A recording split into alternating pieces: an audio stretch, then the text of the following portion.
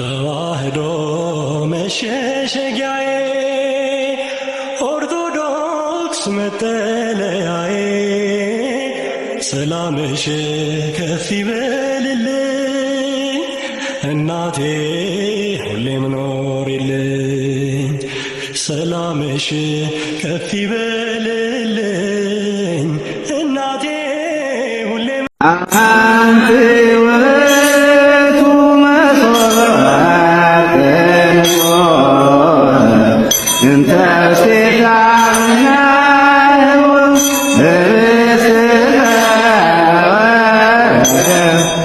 ሰላም ጤና ይስጥልኝ። እንደምን ሰንብታችኋል? እንግዲህ በተለያየ አጋጣሚ ስለ ቅዳሴ አንዳንድ ሀሳቦችን ከእናንተ ጋር እንድንወያይ እንድንካፈል ባሳሰባችሁት መሰረት እንግዲህ ከዛሬ ጀምሮ በብዙ ክፍሎች ባጭር እያደረግን የቅዳሴውን ምስጢር ወይም የቅዳሴውን ስርዓት ምን እንደሚመስል የጸሎቱ ክፍል ኮንተንቱ ምን እንደሚመስል ለማሳየት እንሞክራለን። እንግዲህ ገና በመግቢያ ላሳስባችሁ የምፈልገው ነገር እኔ አንደኛ የቅዳሴ መምህር አይደለሁም፣ ግን ቤተክርስቲያን ያስተማረችኝን ጥቂቷንም እውቀቴም ቢሆን ልክ እንደዛ እንደ ባለ አንድ መክሊቱ ቀብሬ እንዳላስቀምጥ ያው ብዙዎቻችሁ እየጠየቃችሁኝ ዝም ላለማለት የምችላትን ያህል የአቅሜን ለማካፈል ነው እንጂ ብዙ የቅዳሴ መምህራን እንዳሉ ይታወቃል። ብዙ መምህራን ስለ ቅዳሴ በተለያየ ሶሻል ሚዲያ ያስተምራሉ። በየዩቲዩብም የተቀመጠ ነገር አለ። ስለዚህ ይሄ የመጨረሻውና የመምህራን መልእክት አድርጋችሁ እኔን እንደ መምህር እንዳትቆጥሩ አደላ ለማለት ከዚሁ ላሳስባችሁ እወዳለሁ ማለት ነው። እንግዲህ ቅዳሴ በቤተክርስቲያናችን ውስጥ ትልቅ የአምልኮ ስርዓት ነው። በዋነኝነት ደግሞ የክርስቶስ ስጋና ደም የሚፈተትበት በመሆኑ በቤተክርስቲያናችን ከሚከናወኑ ጸሎቶች በሙሉ ከፍ ያለውን ስፍራ ይወስዳል ማለት ነው። እንግዲህ የቅዳሴ ጸሎት የማህበር ጸሎት ነው። እንደምታውቁት በቅዳሴ ጊዜ የግል ጸሎት ማድረግ አይገባም። እንግዲህ ብዙ ሰዎች እንደምታዩት ቅዳሴ እየተቀደሰ በግላቸው የጸሎት መጽሐፍ ዘርግተው ታያላችሁ።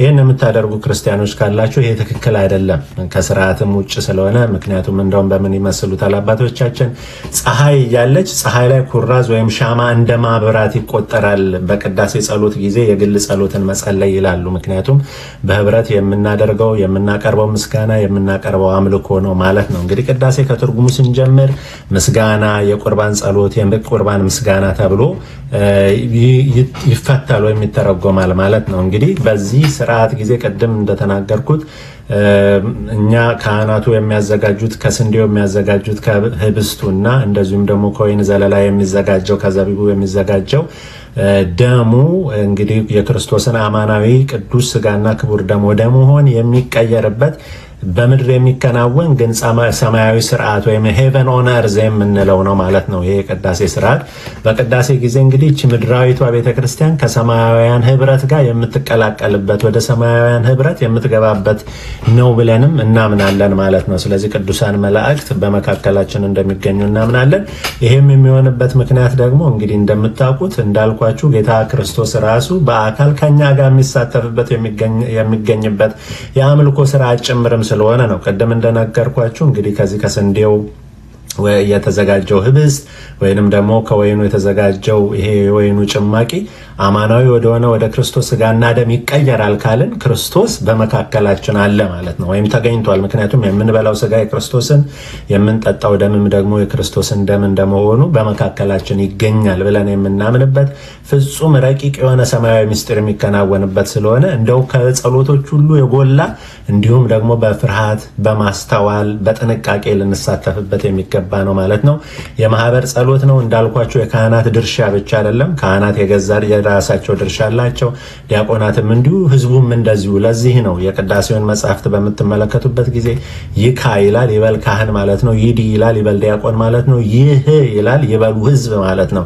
ስለዚህ ህዝቡም ተራ አለው፣ ዲያቆኑም ካህኑም። ስለዚህ ሁላችንም በንቃት ጸሎቱን ተረድተንና አውቀን አላማውም ገብቶ ልንሳተፍ ይገባል ማለት ነው። እንደውም በተለምዶ ቅዳሴ አስቀድሼ መጣው ይባላል፣ ግን እንደዛ መባል የለበትም። ቅዳሴ ቀድሼ አመስግኜ መጣው። ምክንያቱም ቀደሰ አመሰገነ ቅዳሴ ምስጋና ካል ሁላችንም ደግሞ ድርሻ ካለን ሁላችንም ቀድሰን ነው ማለት ነው ወደ ቤታችን ምን ሄደው እና ይሄን መረዳት ያስፈልጋል። የግል ጸሎት ቅድም እንደነገርኳችሁ ማድረግ በጣም ተገቢ ስላልሆነ ያንን እንዳታደርጉ ማለት ነው።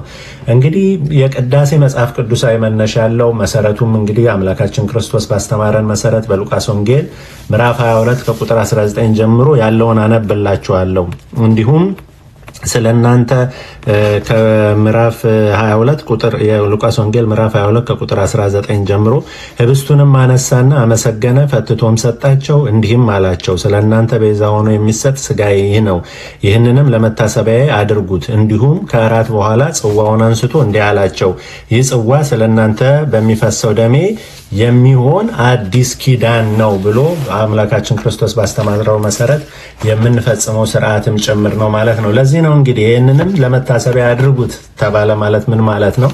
ብዙ ሰዎች እንግዲህ ይህንን ይይዙና ይችን ቃል በመያዝ ይሄ ስጋውና ደሙ መታሰቢያ ነው እንጂ እውነተኛ የክርስቶስ ስጋና ደም አይደለም ይላሉ። የክርስቶስ ስጋና ደም ይሄ ስጋዬ ነው፣ ነገም ደግሞ ስለ ብዙዎች የሚፈሰው ለኃጢአት ማስተስሪያ ደሜ ነው ብሎ ድምድም አድርጎ ጌታ በማያሻማ መልኩ አማናዊ ዘላለማዊ እንደሆነና እውነተኛ የክርስቶስ ስጋና ደም እንደሆነ አስተምሮናል። መታሰቢያ ማለት ምን ማለት ነው? ቤተክርስቲያናችን እንዲያርጋ በዜማም ትገልጸዋለች። እስቲ ዜማውንም ላዜማውና ትርጉሙንም አስቀምጠላችኋለሁ። ነዜኑ ሞተከ እግዚኦ ወትንሣኤከ ቅድስተ ናምን ዕርገተከ ወዳግመ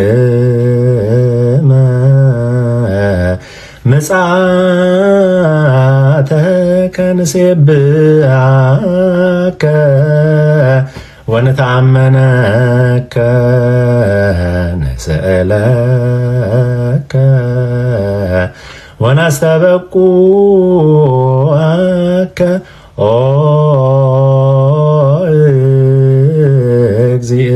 እግዚእነ ወአምላክነ። ይህም እንግዲህ ወደ አማርኛ ስንፈታው አቤቱ ሞትህን ቅድስት ትንሣኤህንም እንናገራለን፣ እርገትህን ዳግመኛም መምጣትህን እናምናለን፣ እናመሰግናለን፣ እናምንሃለንም። ጌታችንና አምላካችን ሆይ እንለምንሃለን፣ እንማልድሃለንም። እንግዲህ ሞቱን፣ ትንሣኤውን፣ እርገቱን፣ ዳግምም መምጣቱን ሁሉ እያሰብን የክርስቶስን ስጋና ደም አዘጋጅተን ፍጹም በሆነ ረቂቅ ሰማያዊ ምስጢር ይሄ በዓይናችን የሚታየው ህብስቱና ደሙ ወደ ክርስቶስ ዘላለማዊ እውነተኛ አማናዊ ቅዱስ ስጋና ክቡር ደምነት ተቀይሮ ለእኛም ህይወትንና ኃጢአት ስርየትን የምናገኝበት እንደሆነ እናምናለን ማለት ነው። እና እንግዲህ መነሻው በዚህ በሉቃስ ወንጌል 22:19 ላይ የተቀመጠው ነው ማለት ነው። እንግዲህ የቅዳሴ ዋነኛው ግብ ምንድን ነው ከተባለ ከስጋውና ከደሙ መሳተፍ ነው። ምክንያቱም እንደምታውቁት የክርስቶስ ስጋና ደም የሙሽራው ክርስቶስና የሙሽራይቱ የቤተ ክርስቲያን የሰርግ ማዕድ ሆኖ የቀረበ እንደውም በኋላ ሀተታውን በቅዳሴው ስርዓት መጽሐፍ ላይ ያለውን ሁሉ አነብላቸዋለሁ። እንግዲህ ሰርግ ሰርጎ በሰርጉ ዕለት ምግብና መጠጥ አድርጎ የራሱን አካል የሚያቀርብ ማን ነው እያለ ይጠይቃል ሊቁና ክርስቶስ የራሱን ስጋና የራሱን ደም ነው መብል መጠጥ አድርጎ የሰጠን ማለት ነው። እና ወደዚህ ማዕድ ስለምንገኝ ፍጹም በሆነ ጥንቃቄ ልንቀርብ ይገባል ማለት ነው። ይህንን እንግዲህ ህብስቱ የክርስቶስ ስጋ ወይኑ ደግሞ የክርስቶስ ደምን ወደ መሆን እንደሚቀየር በማቴዎስ 26:26-28 ይህ ስጋዬ ነው እንኩ ብሉ፣ እንደዚሁም ደግሞ ኃጢአትን ለማስተስረይ ስለ ብዙዎች የሚፈስ ደሜ ነው ከዚህ ሁላችሁም ጠጡ እንዳላቸው በማርቆስ 14:22-24 ላይ ተመሳሳይ ላይ ቃል አለ። የሉቃስ 22:19 ያል ነግሬያቸዋለሁ። በዮሐንስ ወንጌል ምዕራፍ 6:54-55 ላይ ደግሞ ስጋዬን የሚበላ ደሜንም የሚጠጣ የዘላለም ሕይወት አለው፣ እኔም በኋለኛይቱ ቀን አነሳዋለሁ። ስጋዬ እውነተኛ መብል ነውና ደሜም እውነተኛ መጠጥ ነውና ስጋዬን የሚበላ ደሜንም የሚጠጣ በእኔ ይኖራል፣ እኔም በእርሱ እኖራለሁ ብሎ አምላካችን ክርስቶስ በማያሻማ ሁኔታ እንግዲህ የዘላለም ሕይወት የምናገኝበት ምስጢር እንደሆነ ገልጾልናል። ስለዚህ እንግዲህ ቅዳሴ የሰማያዊ አምላክ አምልኮ ምሳሌ ነው ብለን እናምናለን። በራእይ መጽሐፍ ምዕራፍ 4 እና 5 ላይ በዝርዝር የተቀመጠ የሰማይ አምልኮ፣ የዕጣን መስዋዕት፣ የመዝሙር ምስጋናና የበጉ አምልኮ የቅዳሴው ስርዓት መንፈሳዊ ምሳሌ ነው ብለን እናምናለን ማለት ነው። ስለዚህ እነዚህን ሁሉ መነሻዎች አድርገን ትልቁ ግቡ ወደ ቅዳሴ የምንመጣበት እንዲሁ ዝም ብሎ ለመሳተፍ አይደለም። እንግዲህ ክርስቲያኖች ይሄ ሊገባን ይገባል። የምንመጣው የክርስቶስን ስጋና ደም በልተን ዘላለማዊ ሕይወት ለማግኘት ያችም ደግሞ የቅዳሴው ሰዓት ከሌሎች ሰዓቶች ሁሉ የተለየች መሆኗን እንግዲህ በቅዳሴው የሚመጠን ግርምት ዛቲ ይቺ ሰዓት እንዴት ያለች የተለየች ናት፣ ይቺ ስዕለት እንዴት የተለየች ናት እያለ ካህኑ ሁሉ አጉልቶ እንደሚያስረዳ የቅዳሴው ሰዓት ከሌላው ተራ ሰዓት የዓለም ሰዓት የተለየ መሆኑም ሊገባን ይገባል ማለት ነው። ይህም በማስተዋል እንረዳ። ወደ ቅዳሴ እንገስግስ፣ እናስቀድስ። ማስቀደስ ዝም ብሎ ደርሶ መመለስ ብቻ ሳይሆን ግቡ የክርስቶስ ስጋና ደምን ተቀብሎ የዘላለም ሕይወትን መውረስ ማግኘት፣ የኃጢአት ስርየትን ማግኘት ስለሆነ በንስሐ ተዘጋጅተን ደግሞ ይህን ለማድረግ እንነሳሳ ለማለት ነው። እንግዲህ የተለያዩ ቅዳሴያችን 3 ክፍሎች አሉት። እንግዲህ የመጀመሪያው ክፍል እንደምታውቁት የዝግጅት ክፍል ይባላል። ሁለተኛው የትምህርት ክፍል፣ ሶስተኛው ደግሞ አኮቴተ ቁርባን ወይም የአማንያን ቅዳሴ የሚባለው ወይም የመፈተት ጸሎት የሚደረግበት ሶስተኛው ክፍል እንዳለ ይታወቃል። እነዚህን ክፍሎች አንድ ባንድ ይዘታቸውን ምን እንደሚመስል በእነዚህ ክፍሎች የሚከናወኑ ነገሮች ምን እንደሆኑም ለማብራራት እሞክራለሁ።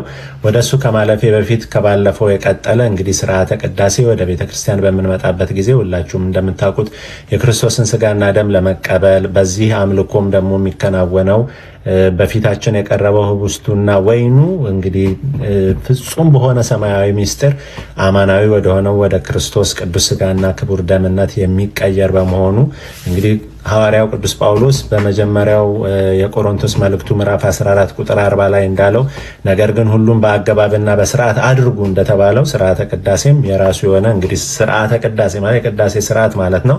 ልናከናውናቸው ልንከተላቸው የሚችሉ ጥንቃቄዎች አሉ። ከዚህ በፊት እንደነገርኳችሁ አንደኛ የህብረት ጸሎት ነው። ስለዚህ የግል ጸሎት አይፈቀድም። ወደ ቅዳሴ ስርዓት ከገባን በኋላ ደግሞ አቋርጦ መውጣት አይፈቀድም። ይህን ምክንያቱን አስረዳችኋለሁ። እንግዲህ የቅዳሴው ዓላማ እንዲሁ እንሂድ ተብሎ በሰዎች ግፊት ተገፋፍተን የምንመጣበት ሳይሆን ዓላማውና ሚስጥሩ ገብቶን የክርስቶስ ስጋና ደምን ተቀብሎ ዘላለማዊ ሕይወትን ለመውረስ ብለን እስከምንመጣ ድረስ እና ካህኑም በእግዚአብሔር ፊት ቆሞ የሚማልደውና የሚለምነው ለእኛ ይቅርታን የሚጠይቀው ያንን አቋርጠን መሄድ እንደሌለብን ቅድስት ቤተክርስቲያን ታስረዳናለች ማለት ነው። እንግዲህ በማቴዎስ ወንጌል ምዕራፍ 22 ቁጥር 12 ላይ አንድ ኃይለ ቃል አለ። እሱን አነብላችኋለሁ። ምን ይላል? ንጉሱም ተጋባዡን ሊያይ በገባ ጊዜ በዚያ የሰርግ ልብስ ያለበሰ አንድ ሰው አገኘ። ወዳጄ ሆይ የሰርግ ልብስ ሳትለብስ እንዴት ወደዚህ ገባህ አለው። ያም ሰው ምላሽ አጣ። ከዚህም በኋላ ንጉሱ አገልጋዮቹን እጁንና እግሩን አስረው በውጭ ወዳለ ጨለማ ይጥሉት ዘንድ አዘዘ። በዚያም ልቅሶና ጥርስ ማፋጨት ይሆናል። የተጠሩ ብዙዎች የተመረጡ ግን ጥቂቶች ናቸውና ይላል። እንግዲህ ወደዚህ ስርዓት ወይም ወደ ቅዳሴ ስርዓት በምንመጣበት ጊዜ ቅድም እንደተናገርኩት የክርስቶስ ስጋና ደም እውነተኛ የሆነ ክርስቶስ ስጋና ደም የሚታደልበት የሚፈተትበት ከዚህ ምስጢር የምንካፈልበት ጊዜ ስለሆነ ተዘጋጅቶ የሰርግ አንድ ሰው ወደ ሰርግ ሲሄድ የሰርግ ልብስ ለብሶ ተዘጋጅቶ መሄድ እንዳለበት ሁሉ እኛም ደግሞ ወደዚህ ስርዓት ስንመጣ በንስሐ ተዘጋጅተን ይህንን አማናዊ የሆነውን የክርስቶስ ስጋና ደም ለመቀበል ብቁ ሆነን መገኘት ይኖርብናል ማለት ነው። ያንን እንድናደርግ አምላካችን እግዚአብሔር ይርዳን ማለት ነው። እንግዲህ የቅዳሴ አይነቶች መጀመሪያ እንደው እንደ መግቢያ ልንገራችሁና ወይም ልግለጻቸው ልዘርዝራቸውና ወደ 3ቱ የቅዳሴ ክፍሎች እንሄዳለን። 14 የቅዳሴ አይነቶች አሉ። እንግዲህ ይሄ አኮቴተ ቁርባን ከሚለው ክፍል ጀምሮ ወይም የመፈተት ጸሎት የሚደረግበት ክፍል ጀምሮ ይሄ መጽሐፍ ምናልባት በቤታችሁ ከሌለ ብትገዙት ደስ ይለኛል። መጽሐፈ ግጻዊ ይባላል። ማውጫ ነው። ከመስከረም 1 ጀምሮ እስከ ጳጉሜ 5፣ 6 ድረስ የእያንዳንዱን ቀን እንደዚህ አይነት በዚህ አይነት መልኩ ዘርዝሮ የሚነበቡትን ምንባባት፣ የሚሰበከውን ምስባክ፣ እንደዚሁም ደግሞ የወንጌሉን ክፍልና የሚቀደሰውን ቅዳሴ ሁሉ ዘርዝሮ ያስቀምጣል ማለት ነው። በዚህ ማውጫ መሰረት፣ በዚህ አዛዥነት መሰረት በዓለም ባለችው ቤተክርስቲያን ሁሉ አንድ አይነት ቅዳሴ፣ አንድ አይነት ምንባባት፣ ወጥ የሆነ ስርዓት ነው ያለን ማለት ነው እና በዛ መሰረት ይከናወናል። ስለዚህ እነዚህ 14ቱ ቅዳሴዎች መካከል ግጻዊያችን በሚያዘው መሰረት ያ ለቀኑ የተዘጋጀው ቅዳሴ ወይም የተባለው የታዘዘው ቅዳሴ በዓለም ክፍል ሁሉ የሚገኙት የኢትዮጵያ ኦርቶዶክስ፣ የኤርትራ ኦርቶዶክስ አብያተ ክርስቲያናት ውስጥ ይከናወናል ማለት ነው። ለዚህ ነው ቤተክርስቲያን ዓለም አቀፋዊት ናት የምንለው ማለት ነው።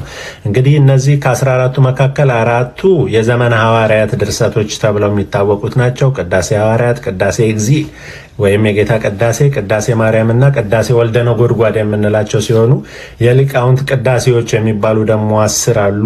እንግዲህ ቅዳሴ ዘሰለስቱ ምዕት፣ የሰለስቱ ምዕት፣ የአትናቴዎስ፣ የባስልዮስ፣ የጎርጎሪዮስ፣ የኤጲፋኒዮስ፣ የዮሐንስ አፈወርቅ፣ የቄርሎስ፣ የያዕቆብ ዘስሩግ፣ የዲዮስቆሮስ እና የጎርጎሪዮስ ካልዕ የሚባሉ 10 ደግሞ የሊቃውንት ቅዳሴዎች የሚባሉ አሉ። የዜማው ደራሲ አባታችን ቅዱስ ያሬድ ኢትዮጵያዊ ነው ብለን እናምናለን ማለት ነው ደግሞም ነው። ስለዚህ ቅዱስ ያሬድ ያዘጋጀው ዜማ ተከትለን የኢትዮጵያ ኦርቶዶክስ ተዋሕዶ ቤተክርስቲያን፣ የኤርትራ ኦርቶዶክስ ተዋሕዶ ቤተክርስቲያን ቅዳሴዋን በዚህ ስርዓት መሰረት ታከናውናለች ማለት ነው። እንግዲህ ወደ ቅዳሴ ክፍሎች ስንመጣ 3 ክፍሎች አሉት ብለናል። የመጀመሪያው የዝግጅት ክፍል ነው። ሁለተኛው የትምህርት ክፍል ነው። ሶስተኛው አኮቴተ ቁርባን ወይም የአማንያን ቅዳሴ የምንለው ማለት ነው። እንግዲህ በዚህ በዝግጅት ክፍል ውስጥ እንግዲህ የዲያቆናት በቤተልሔም ይሄንን ህብስቱን ያዘጋጃሉ፣ ወይኑን ያዘጋጃሉ። ከዛም ደግሞ ወደ ቤተክርስቲያን ይዘው ይመጣሉ ማለት ነው። ያቺ ይሄን ህብስቱንና ወይኑን የሚያዘጋጁባት ክፍል ቤተልሔም ትባላለች። ጌታ ክርስቶስ በቤተልሔም ከተማ በበረት ውስጥ የመወለዱ ምሳሌ ስለሆነ ያችን ቤት በምስራቅ በኩል የምትገኝ ናት። ብዙዎቻችሁ ወደ ቤተክርስቲያን ስትሄዱ እስቲ አቴንሽን አድርጉና አስተውሉ። ቤተልሔም ተብሎ የተሰየመ ቤት ይኖራል በምስራቅ በኩል። በምስራቅ የመወለዱ በቤተልሔም ከተማ የመወለዱ ምሳሌ ነው። በዛ ህብስቱና ወይኑ ይዘጋጃል። የተወለደበት በረት ምሳሌ ነው። ከዛም ደግሞ ካህናቱ ከቤተ መቅደስ ወደ ቤተልሔም ሄደው ያንን ህብስቱንና ወይኑን አክብረው ወደ ቤተ መቅደስ ይዘው ይመጣሉ። ቤተ መቅደሱ ከፍ ብሎ ነው የሚሰራው። ብዙ ጊዜ የቀራንዮ ምሳሌ ነው ማለት ነው። ጌታ ክርስቶስ በቀራንዮ ከፍ ብሎ የመሰቀሉ ምሳሌ ወደ ቤተ መቅደስ ያንን ይዘው ይመጣሉ ማለት ነው። በዚህ በዝግጅት ክፍል ውስጥ እንግዲህ በቤተ መቅደስ ውስጥ የሚከናወኑ ደግሞ ካህኑ ዲያቆኑ የሚያደርጓቸው የተለያዩ ስራዎች አሉ። በዋነኝነት በዋና ካህንነት በመሪ ካህንነት ሰራዬ ካህን ሆኖ የሚሆነው ካህን የሚያደርሳቸው ብዙ ጸሎቶች አሉ ማለት ነው። እንግዲህ የመጀመሪያው የሚነበበውን አንድ ጸሎት አነብላችኋለሁ። ወንድሜ ሆይ ኃጢአትህን እያሰብክ በዚህ ልቡና ኑር፣ ይቅርታንም ታገኝ ዘንድ ስርየትን ለምን። ስለ አንተም ስለ እነርሱም ንጹሕ የሚሆን መስዋዕቱን በሚያቀርቡበትና በሚያሳርጉበት ጊዜ ከቤተ ክርስቲያን ሳትወጣ ስለ አንተ የሚያቀርብና የሚጸልይ ካህኑን አትተወው። ከሚያስወጡት ካልተጠመቀው ጋራ አብረህ እንዳትሄድ በቤተ ክርስቲያን ኑር እንጂ። ካህኑንም ቃሉን አድምጥ። ስለ አንተ ስለ ኃጥአንም ሁሉ የሚለምነውን ስርየት ስማው፣ አምላካቸው ይቅር ይላቸው ዘንድ። አንተ ሰው የኃጢአትህን ስርየት ልታገኝ ከወደድክ ከቤተ ክርስቲያን ለምን ትወጣለህ? ሌላው አንገቱን ዝቅ አድርጎ ስለ አንተ ምሕረትን ይለምናል። አንተስ ለምን ስራ ፈት ትሆናለህ? በዚሁ ጊዜ በልቡና ከአንዱ ሀገር ወደ አንዱ ሀገር ትመላለሳለህ። መራዊ ሰማያዊ በሚሆን ክርስቶስ ማኅተም የታተምክ ስትሆን፣ ነገር ግን ቤተ ክርስቲያን ወደ ውጭ ታወጣሃለች። ለዘላለሙ አንተ ወደ እርሷ እንዳትገባ ደጆቿን ትዘጋባሃለች፣ ባዕድ ከመካከሏ አይገኝምና። ሙሽራዋን በመጣ ጊዜ ደጆቿን ትከፍታለች፣ እጮኛዋ ሙሽራዋን ትመግበዋለች። ባዕድ ግን ከእርሷ አይመገብም አልተሰጠውምና። በሰርጉ ጊዜ ስጋውን የሚሰዋና ፈጽሞ ምግብ የሚሆን ሙሽራን ያየ ማን ነው? ወልደ እግዚአብሔር ዓለም ከተፈጠረ ጀምሮ ከሱ በቀር እንደሱ ያደረገው የሌለ እንግዳ ስርዓትን በዚህ ዓለም ሰራ። በሰርጉ ጊዜ በሐዋርያት ፊት ቅዱስ ስጋውን ክቡር ደሙን ማዕድ አድርጎ ሰራ፣ ከእርሱ ይበሉ ዘንድ ያመነበትም ለዘላለም ይድን ዘንድ። በሰርጉ ጊዜ መብል መጠጥ የሆነውም ጌታችን ኢየሱስ ክርስቶስ ነው። ቅዱስ ስጋውን ክቡር ደሙን የሰጠን አምላካችን ቡሩክ ነው።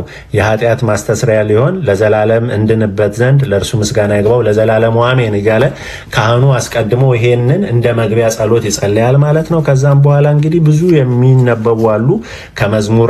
ለምሳሌ መዝሙር 24 አቤቱ ወደ አንተ ነፍሴን አነሳለሁ የሚለውን፣ ከዛም መዝሙር 60 አምላኬ ሆይ ልመናዬን ስማ የሚል፣ መዝሙር 101 አቤቱ ጸሎቴን ስማኝ፣ ከዛም ደግሞ መዝሙር 102 ነፍሴ ሆይ እግዚአብሔርን ባርኪ የሚለው፣ መዝሙር 129 አቤቱ አንተን ከጥልቅ ጠራሁ አቤቱ ድምፄን ስማ የሚለው፣ እንዲሁም መዝሙር 130 አቤቱ ልቤ አይታበይብኝ ዓይኖችም ከፍ ከፍ አይበሉብኝ የሚለውን መዝሙራት፣ 6ቱም መዝሙራት ተመርጠው የተዘጋጁ አሉ። እነዚህ ሁሉ ጸሎቶች ይደረጋሉ። የሚጠቀምባቸውን በቅዳሴው አገልግሎት የሚውሉትን ቅዱሳት ነዋያት ሁሉ በእያንዳንዱ ላይ ጸሎትን እያደረገ ይባርካል፣ ያዘጋጃል ማለት ነው። ካህናት እንግዲህ ወደ ቤተ መቅደስ ከመግባታቸው በፊት የሚለውና የሚጸልየው አለ። እንግዲህ ወደ መንጦላት ከመግባት አስቀድሞ የሚጸለይ የጎርጎርዮስ ጸሎት ይህ ነው የሚል አለ። እሱ እንግዲህ ከሱ ጀምሬ በሚቀጥለው ክፍል የማቀርብላችሁ ይሆናል ማለት ነው። እንግዲህ ይሄ በጣም ጠቃሚ ወሳኝ ስለ ቤተ ክርስቲያናችን እንድንረዳ የሚያደርገን የትምህርት ክፍል ስለሆነ እባካችሁ ኦርቶዶክሳውያን ክርስቲያኖች ሌሎቻችሁም እንዲሁ ለመማሪያ እንዲሆናችሁ ለጀነራል ኖሌጅ ፈቃደ ሥላሴ ነኝ። ቸርን ሰንብት። በሚቀጥለው ክፍል እንገናኝ። ተዋህዶ መሸሸጊያዬ ኦርቶዶክስ መጠለያዬ ሰላምሽ ከፍ ይበልልኝ እናቴ ሁሌም ኖሪልኝ ሰላምሽ ከፍ ይበልልኝ